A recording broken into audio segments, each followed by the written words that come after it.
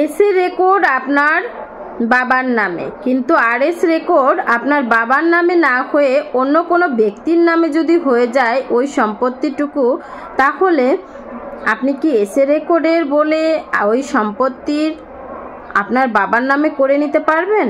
RS record সংশোধন করতে পারবেন দেওয়ানি আদালতে মামলা দায়েরের মাধ্যমে? আসলে যখন কোনো একটি রেকর্ড আমার পূর্বপুরুষের নামে আমি দেখব, তখন কিন্তু আমি উত্তেজিত হয়ে যাব, ভাবব যে আমার পূর্বপুরুষই ওই সম্পত্তির মালিক। পরবর্তী সর্বশেষ জরিপ যেহেতু, রেকর্ডীয় জরিপ যেহেতু আমার পূর্বপুরুষের নামে নেই বা আমাদের নামে হয়নি, সুতরাং আমরা চাইলেই এটি সংশোধন করতে পারবো। এই বিষয়টি আসলে সম্পূর্ণ ভুল ধারণা।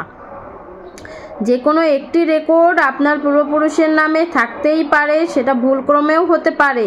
সেটা যে 100% অথেন্টিক সেটা প্রমাণ দিয়েই শুধুমাত্র আপনি সর্বশেষ জরিপটি সংশোধন করতে পারবেন। কি ধরনের প্রমাণ? আপনার বাবার নামে যেহেতু এসএ রেকর্ড রয়েছে, সুতরাং অবশ্যই আপনাকে প্রমাণ করতে হবে এসএ রেকর্ডটি আপনার বাবার নামে কোনো একটি দলিল মূলে হয়েছে। কেন এটি প্রমাণ করতে হবে জানেন? কারণ এসএ রেকর্ডের পূর্বেও একটি রেকর্ড রয়েছে, সেটি হচ্ছে সিএস রেকর্ড। এই সিএস রেকর্ডীয় জরিপটি আপনার বাবার নামে না, জমির মূল মালিকের। এখন জমির যে মূল মালিক তার নামে রেকর্ড না হয়ে এসএ রেকর্ডটা আপনার বাবার নামে হয়েছে। এই যে আপনার বাবার নামে এসএ রেকর্ড হলো, অবশ্যই তাহলে আপনার বাবার নামে কি থাকবে? দলিল থাকতে হবে। যদি না দলিল থাকে তাহলে কখনোই আপনার বাবার নামে সর্বশেষ রেকর্ড আরএস রেকর্ডটি না হয়ে যে অন্য কোনো প্রতিবেশীর নামে হলো, সেই রেকর্ডটি আপনি সংশোধন করে নিতে পারবেন না যদি না আপনার দলিল থাকে। ঘটনাটা পাল্টে যেত যদি আপনার বাবার নামে সিএস রেকর্ডও থাকতো।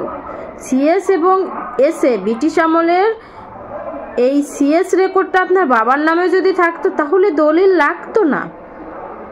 তাহলে রেকর্ড মূলে আপনারা কি করতে পারতেন? ওই সর্বশেষ রেকর্ডীয় জরিপ আরএস রেকর্ডটি যার নামে রয়েছে তাদের যদি সত্যিই কোনো দলিল না থাকতো আপনার পূর্বপুরুষের কাছ থেকে, তাহলে কিন্তু সত্যিই আপনারা রেকর্ড সংশোধন করে নিতে পারতেন এবং দখলও পুনরুদ্ধার করতে পারতেন অতি সহজেই। কিন্তু যেহেতু কোনো দলিল নেই, সুতরাং একটিমাত্র রেকর্ড মূলে কখনোই পারবেন না ওই সম্পত্তি রেকর্ড সংশোধন করে নিতে।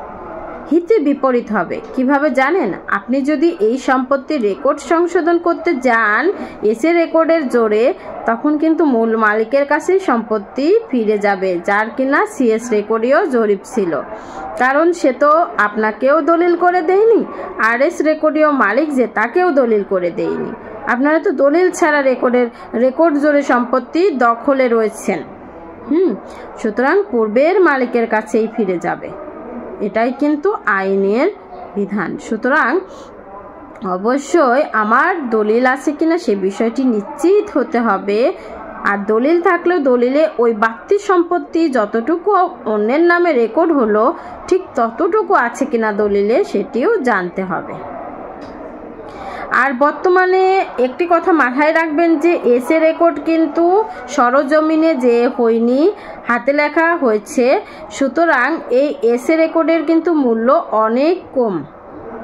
এসএ রেকর্ডের জোরে কিন্তু অহরহ মামলা হচ্ছে।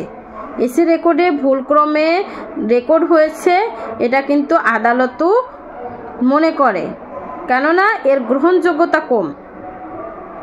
সুতরাং এসএ রেকর্ডে আপনার বাবার নামে রেকর্ড হলেও সেটা ভুলক্রমে হয়েছে, দলিল নেই, এটার কিন্তু অনুমান আপনার বাবার বিপক্ষেই যাবে, পক্ষে যাবে না।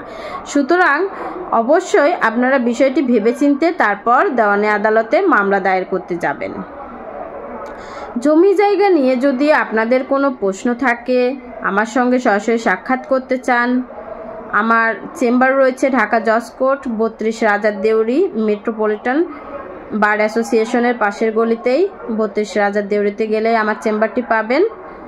আমি অ্যাডভোকেট মিমি খাতুন বলছি, নিয়মিত প্র্যাকটিস করছি, বিশেষ করে জমি জায়গা নিয়ে মামলাগুলো পরিচালনা করে থাকি। ঢাকার আশেপাশে যদি হন তাহলে স্ক্রিনে দেওয়া নাম্বারে আমার সঙ্গে যোগাযোগ করে আপনারা জমি জায়গা সম্পর্কিত বিষয়গুলো জানতে পারবেন। আসসালামু আলাইকুম। আইন জানুন, আইন মানুন এবং আমার সাথেই থাকুন। এবং ভিডিওটি যেহেতু শিক্ষণীয়, অবশ্যই শেয়ার করবেন। আপনি নিজে জানেন, এতে আপনার যেমন উপকৃত হলো, অন্যকেও জানার সুযোগ করে দেবেন। ভালো থাকবেন। আসসালামু আলাইকুম।